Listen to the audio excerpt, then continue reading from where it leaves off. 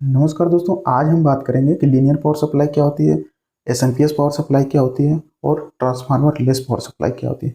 देखिए, linear power supply में क्या होता है कि जब हम जो एसी को हम डायरेक्टली ट्रांसफार्मर में देते हैं, ट्रांसफार्मर क्या करता है, वो स्टेप डाउन करता है और स्टेप डाउन करने के बाद जो होता है हम उसको रेक्टिफाई कर देते हैं और फिल्टर लगा करके हम डीसी आउटपुट में ले लेते हैं। इसमें क्या होता है कि चूंकि ये जो ट्रांसफार्मर होता है 50 हर्ट्ज फ्रीक्वेंसी पे काम करता है, जिसके कारण जो ट्रांसफार्मर का साइज जो होती है एसएमपीएस के कंपेयर में बड़ा होता है। दूसरा जो हमारा पावर सप्लाई होता है एसएमपीएस पावर सप्लाई, जिसे हम स्विच मोड पावर सप्लाई बोलते हैं। इसमें क्या होता है कि सबसे पहले जो हमारा एसी इनपुट होता है उसको हम सबसे पहले रेक्टिफाई कर लेते हैं, मतलब डीसी में कन्वर्ट कर लेते हैं। फिर उस डीसी को हाई फ्रीक्वेंसी एसी में कन्वर्ट कर लेते हैं। फिर वो हाई फ्रीक्वेंसी क्या होती है, जो डीसी होता है या जो एसी में कन्वर्ट हो जाता है, उसको हम ट्रांसफार्मर में देते हैं और ट्रांसफार्मर अगेन उसको स्टेप डाउन कन्वर्ट करता है। फिर स्टेप डाउन करके फिर रेक्टिफाई करके जो है फिल्टर लगा करके हम डीसी आउटपुट ले लेते हैं। इसमें एसएमपीएस में क्या होती है, हमें 2 बार रेक्टिफाई करना पड़ता है और इसमें जो ट्रांसफार्मर की साइज, क्योंकि यहाँ पर हाई फ्रीक्वेंसी में ट्रांसफार्मर काम करता है,